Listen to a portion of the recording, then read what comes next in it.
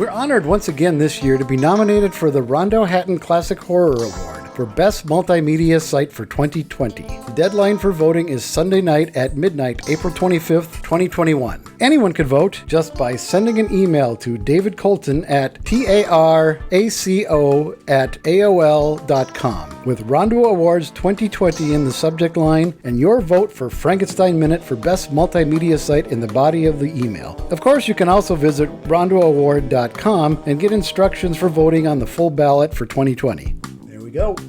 How do you do? We're about to unfold the story of the Bride of Frankenstein. She's alive! Alive! A monster created from cadavers out of rifled graves. A tale that sent my blood into icy creeps.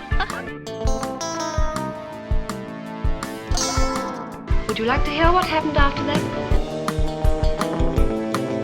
Well, we've warned you. You've been warned. Welcome back to Frankenstein Minute, the podcast that dissects the Universal Frankenstein film series minute by minute. I'm Tom Lang. And I'm Bill Evenson. And you've joined us for minute 66 of Bride of Frankenstein, 1935, James Whale, Boris Karloff. Colin Clive, Ernest Essinger, Valerie Hobson. Should we go on? C.C. Clive. C.C. Clive, Ted Billings. Ted Billings. It's a Ted Billings minute right here. It is the Ted Billings minute. It's about as much of a Ted Billings minute as you're going to get in the whole film because he's pretty much in the whole minute. What a great setup, because I'm going to have more to say about Ted Billings, I think, next week. Okay. Maybe the week after. Okay. in 2 weeks. Ted Billings the man or Ludwig the character? I don't have much to say about Ted Billings the man. What more can you say? I think what hasn't been said about Ted Billings? Okay. So this. Well, I was going to say we open the minute with the roof still opening from the end of the last minute. It's a little different in this film because it's like two doors pulling apart from each other. In the first one, it was one that just sort of slid off to the side. Same big flywheel and chain system that opens it up. The roof, like everything in this film, it's bigger and more elaborate. It's twice as good as the first one. It is, exactly. the roof hatch is twice as good. You're probably going to say that a lot for the next few weeks. We see a lot of the set here. You start to see it really well. In fact, better than you have in previous minutes. Starting with we're getting into, no surprise, the creation sequence, which even the script spells out should be bigger and more elaborate than in 31. Yeah, they've made the decision at some point that this is the climax of the film. In the first one, right. It was absolutely not. Well, it was like the end of Act 1. It's for us as fans being able to to consume this product many years after the fact. It's a great double feature, and it works perfectly. Because the first one almost opens with a creation.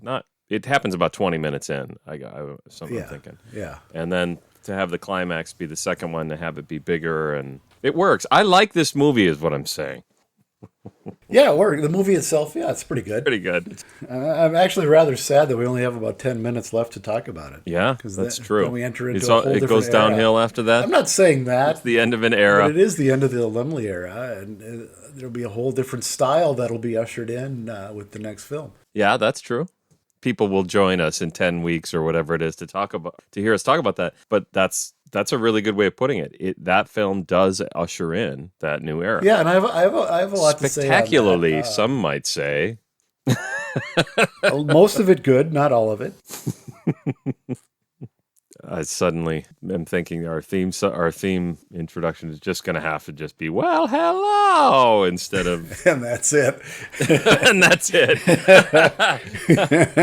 Oh, well, we'll see what happens. One thing that's bigger in this movie is the music. I don't know if you noticed, but there's actual score here. There's actual score. Yeah. But this minute, the music is quite a big thing indeed. I think it's hard to know sometimes when I'm preparing for these podcasts that we do, to know whether or not I'm getting a full picture of it. But this minute in particular, it seems like the music is a little heavy-handed. The cosmic diffuser descends theme. and Yeah, I don't know, because this sort of scoring was relatively new in 35. Yeah, that's true. This was a groundbreaking score. It had been touched upon a little bit by Max Steiner in King Kong, but this. As soon as you said it was groundbreaking, I thought we better mention King Kong. Yeah. 'Cause we have at least one big King Kong fan I know that would Well, you have a be waiting. co-host that's a big King Kong fan too. So Well, who's not who's a big not a King King? Who Kong doesn't fan? like King Kong? Have you ever seen it in a theater? Yes, it's spectacular. I've seen all three in a theater. All three King Kongs? Yeah. So King Kong, 1933. Yeah. King Kong Escapes. No, not that. King Kong 76, which is a movie I will defend to the death. It's not great. I see it a lot on my feed for some reason. I think because there's It's a not new great, Kong but movie I coming out. love it. I mean, I was 11 when it came out, so it was like the perfect movie for that Christmas. I know I saw it in a theater because there was no other way to see it.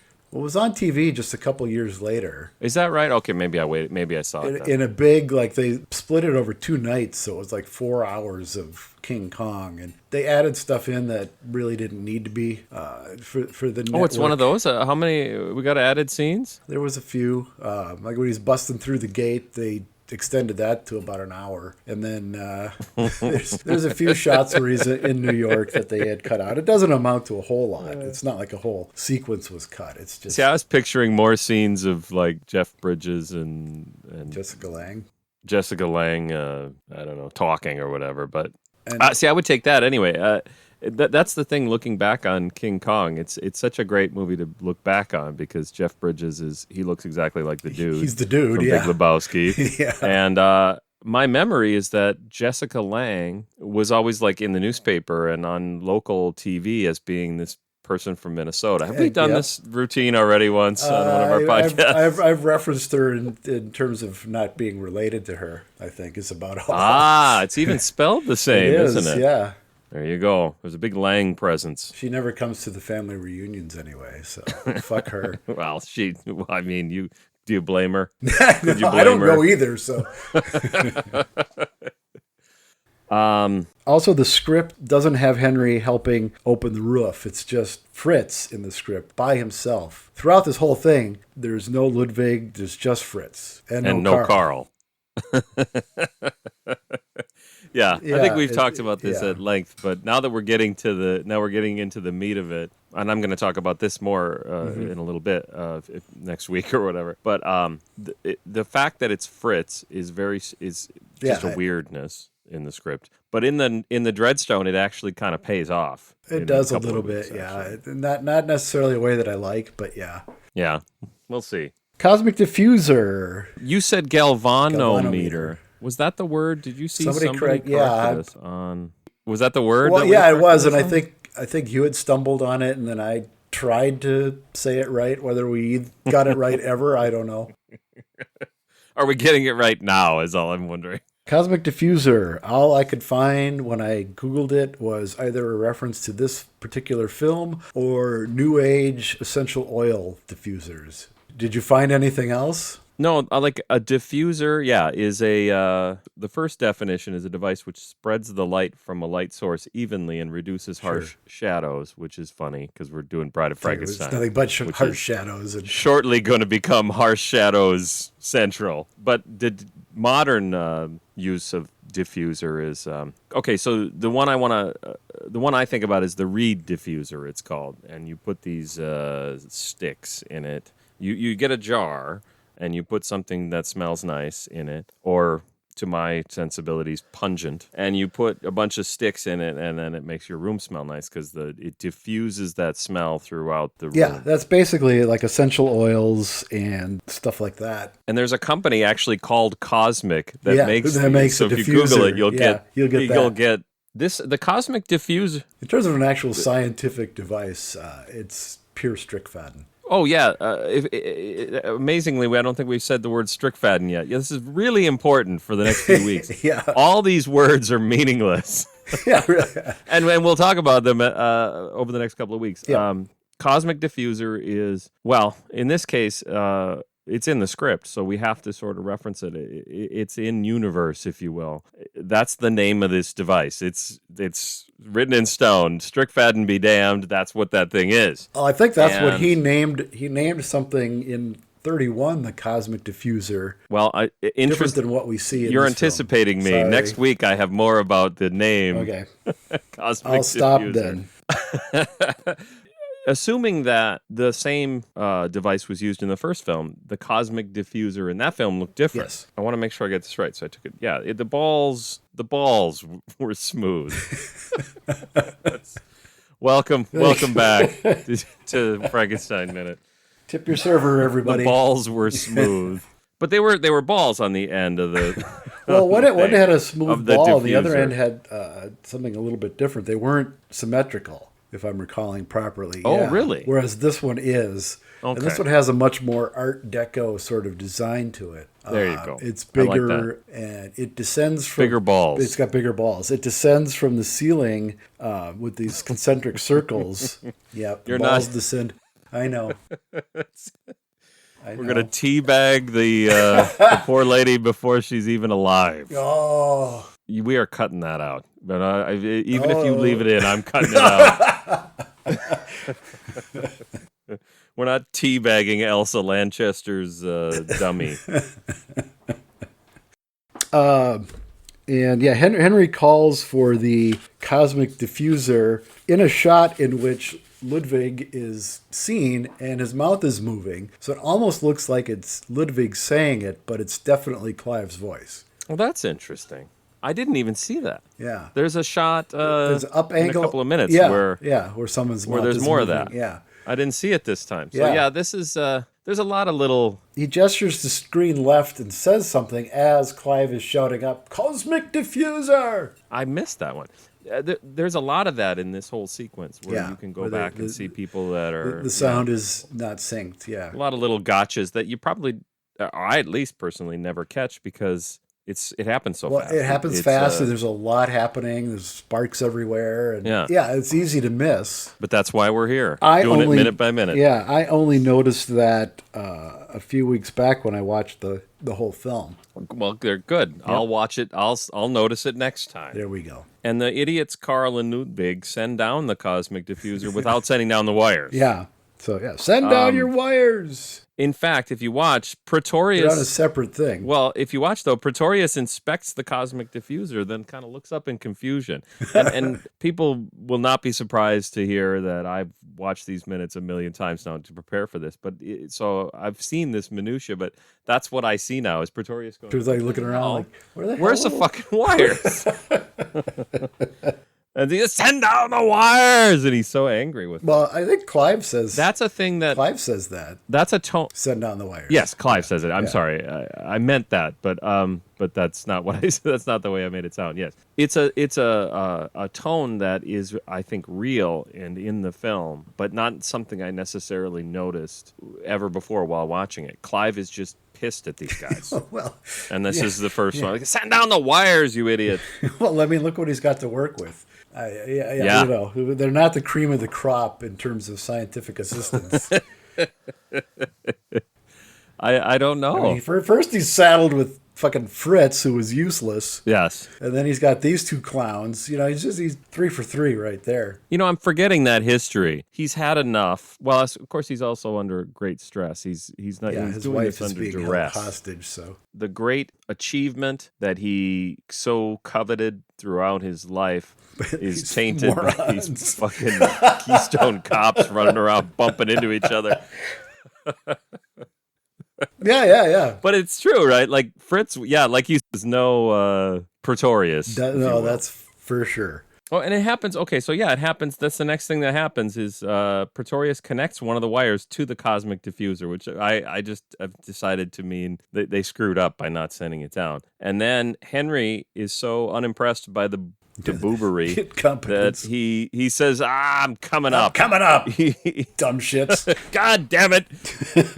Coming up. Oh, stop your windlass. I'm coming up. Yeah, did you Google windlass, or do you just know what a windlass Well, is? I know what it was. Yeah, Yeah, I didn't Google it's it either. I a didn't know winch what it or was, A crank, basically Okay. a winch. with a handle, like you see them operating. I did, now that I think about it, I did ask my phone what it Phone's is. like, well, I don't know. And it used the term winch. So a winch is like, I don't know. That'd be great if my phone was programmed to do that. I don't know. Because instead she says things, if she doesn't know, she says, I'm sorry, I can't help you with that. Yeah. Would you like to try this? And she'll give me a bunch of meaningless garbage. Stuff that has nothing to do with... Cook a windlass. How to make a lemon windlass. But a winch is part of a windlass, or it's something that connects to a windlass. Yeah, basically. And, yeah, I think we know what it is. Yeah, Everybody knows. I didn't feel compelled to look it up because I knew what it was, but yeah, all you need to know is it's a winch, essentially. And you use the term flywheel. Yeah. I think the like an engineer that was familiar with these terms would be pulling his hair out listening to us talk about it. But we all get basically. Well, somebody pulled their hair out over galvanometer. So galvanometer. Who was? So this notion that Henry is really agitated by Carl. David Atkatz. Was the gentleman who corrected us. Oh, nice! Look at you.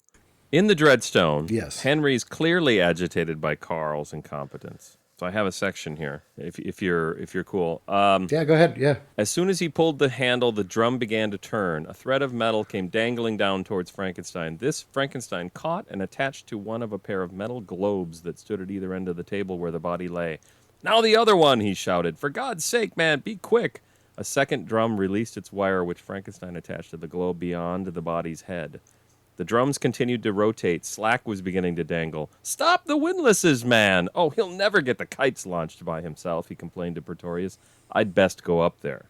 It's funny because in the movie, I didn't notice this, that is why he goes up. I think that is why he goes up. They're fucking up and he wants to go up and make sure. Fucking gonna fuck this up. Yeah. Then this... a small window of opportunity, so yeah, we want to do this right. Yeah. So then a weird thing happens in the Dreadstone that I like, so I want to mention it here. It says, he ran out of the laboratory. The creature heard the clank of his footsteps on a metal ladder fading upward. His mind still felt loosened, afloat. He gazed placidly at Pretorius. When the man noticed his gaze, he favored the creature with a secret smile. Then ritualistically, he extended one hand toward the creature and the other toward the body within the bandages, introducing and uniting them both. I just think Campbell's having a good time with it. Because in the movie, we don't say anything at all. And we'll talk about that a couple of weeks. But couple of weeks we have. The creature's knocked out. There is a note in the script, in the directions, no close shots or anything that can be made out clearly regarding Henry's final proceedings. Like Mary Shelley, like in 31, they want this to be deliberately vague as to what exactly is happening.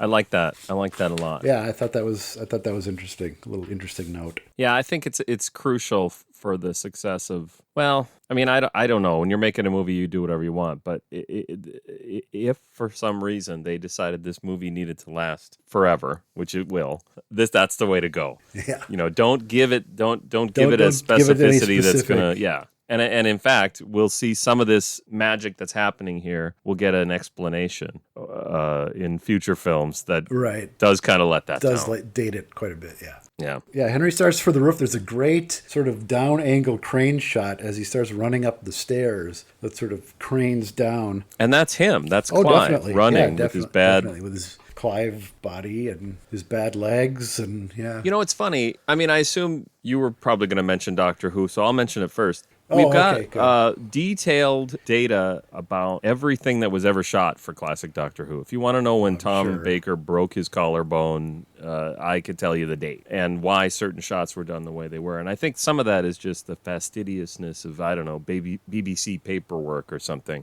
But in this film, we don't... That's the thing that I wish that that there was more of, is just understanding shot by shot what was shot on what date. Yeah, we don't have access to, like, production schedules, right, or the daily shot lists or anything like that. Tom Weaver or Greg Bank or somebody like that might, Yes. have access to it, but we personally don't. Yeah, what was shot when he was incapacitated for breaking his leg? Yeah. What was shot before? What was shot after? We really don't know. Some of this stuff, like all throughout the movie, there are things where I think, oh, okay, well, he's just sitting there or standing there because he can't move. He can't walk because he's in a giant cast. Yeah. But here he is running up the stairs, so I don't know. Then he gets up and walks around, so it's hard to discern how much of the film he's incapacitated. Right, and especially here at the end because we know that the ending was changed. So Right. They had the sets, they had the actor. Did they just film him running up the stair? We'll talk about that probably closer to the end when things really change. Right. Yeah. Let's see. So there's a little cutaway to a Strickfaden sparkly thing. Yeah. It's the thing that's as he runs up the stairs, There's a then lot it of cuts those. to that, and it's the sort of the concave mirror thing that's at the bride's head. Which I've called the nebularium. Okay, is that in the past? Okay. I don't know if it's right. Here's the thing: I've been looking at these scribbles. The only thing I have to go on for this is Kenneth Strickfaden's little scribbles Right, in in that that book. Yeah. ebook. In my opinion, that's the nebularium. Okay. But if somebody wants to argue with me, No, I'm not going to argue with it because I Then thought they can get their own podcast. Yeah, fuck them. I glanced through it. excellent. Then we don't have the same notes for the next couple of weeks. Good, perfect. You take number 2, Ludwig. Carl says. Yeah, I like that because it's like, oh shit, the boss is here. Quit fucking quit- around. yeah, we better actually do what we're supposed to be doing. Wake up, Ludwig. We got work to do. Yeah, and then the subtitles say, you've checked your connections. I think he says, have you checked your connections? Well, I think he says you've snapped your connections. Because in the script, I think he said, no, it might have been in the Edgermont, something about snapping the connections. Sounds like snap to me. This is such minutia at this point. But anytime the subtitle... You want to go back to talking about King Kong? We can. Jeff, how many minutes are we in now? Yeah, I think he says snap. Okay, well. It would be pretty funny if they weren't, by the way. If they went up there and he said he let him go and they just took off. The kites just disappeared. Yeah, we let him go. You fucking asshole. You're not wrong, Walter. You're just an asshole. Like, that's it. If you think about how much the kites, as we'll see, are pretty important. They are in this process. In this process. And he's asked if he snapped the connections. Snap the what now? And then off they go. They just fly away. You see the windlass just spinning out of control as the wire spools off the end of it. Well, that's. And this is another spot where the music, to me, with the kites, that harp. You think so? It's too much, or I think it's too much. It's too loud. It's distracting how it goes. Yeah, but and then, again, put yourself in a 1935 frame of mind, and you probably wouldn't think put so. myself in a 1935 frame You're of mind. used to modern scoring techniques where they don't necessarily what they call Mickey Mouse it. Getting back to King Kong, there's this. I was gonna the scene where Noble Johnson walks down the steps of the altar. Yeah. And Denham and his crew first show up on the island, and each step is a Noble Johnson. My God, I haven't watched it. In a while. the chief, the native chief. Oh, I know who Noble Johnson is. I just didn't remember. I remember him. He's in. There's a Murders of the Rue Morgue. Maybe that's what I'm thinking. Janosch, the black one, and he's in whiteface. So I have That's no what I'm idea thinking why of. that is. There you go. But as he walks down the steps of the altar where the sacrificial woman is, each step is a boom, doom, doom, doom on the musical score. Okay. Yes. Yeah, okay, Right. now we associate that sort of stuff with cartoons, but back then that wasn't the case. The graphic is just going to be a picture from King Kong for this week's episode. Put myself in the 1935 frame of mind. For one thing, as I've mentioned before, Prohibition just ended recently, so we're all drunk. Oh, yeah. And we're trying to just put together a picture. Yeah, and the Depression is at its worst. Yeah, that's true. No real danger of fascism taking root anywhere in the world that I'm aware of. Not at all. At least most people probably blissfully unaware. Well, certainly here in America, yeah. In America, obviously, Yeah. yes. So yeah, the harp. It's not even a favorite thing of mine when it comes up in a Marx Brothers movie. Harpo playing the harp. Harpo playing the harp is usually like, it's fine. It doesn't bother me, but it's not something I look forward to.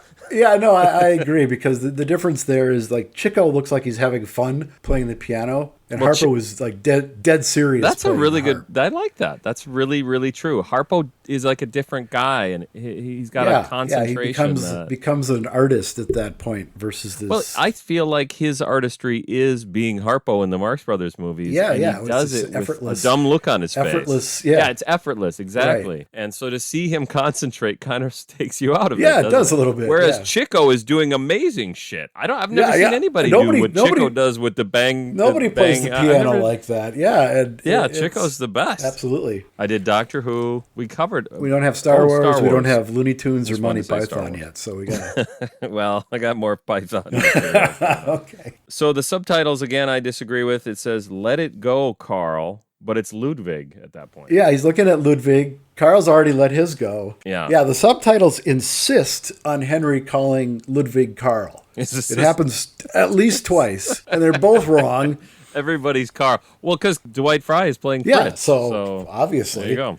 Now, I think he says, "Let yours go." That's interesting. I just looked at my notes and I see I wrote, it sounds like "Let yours go." So there you go. We have a Frankenstein Minute proclamation. It's official. Let yours go. Yeah, so start your letter writing campaign to Universal City Studios. Yeah, these things have got to be, presumably, they got to come out in 4K. That's got to be adjusted. Absolutely. We can see if we can get the subtitles corrected by then. Yeah. Any other corrections you want to make? Maybe put back because we have a lot of clout. Well, clearly. So got to fix that scene with that branch. Oh, like that make branch, that branch not disappear back in minute 38. Is that it? Yeah, that's what I got. Buy my book. Buy my Patreon. Go to Patreon and sign up and get every episode a day early on Frankenstein Thursday. Which is now a nationally recognized day. Wow, the Biden administration wasted no time. No, they jumped all over that. January 21st, they were on it. Well, they waited until after the inauguration. Well, He didn't they sign it like, you didn't do the walk to the Capitol and turn. There's some things they sign on the day. I remember. Yeah. All right, and that's at patreon.com/Frankenstein Minute. That's patreon.com/Frankenstein Minute. And if you call now, within the next 30 minutes, you can get all the bonus content. You'll probably get voicemail, actually. If you call right now, yeah. Yeah, don't call Don't now. call now. We're recording, for fuck's sake. We're recording a podcast. Jesus Christ. Yes, you get all our bonus content, everything we've released up until right this moment. Yep. All right. You pay your money, you take your chances. I guess that's how it works. Frankenstein. Whew. All right. you Well, hitting we're stop? at 97 minutes. So, Jesus Christ. No.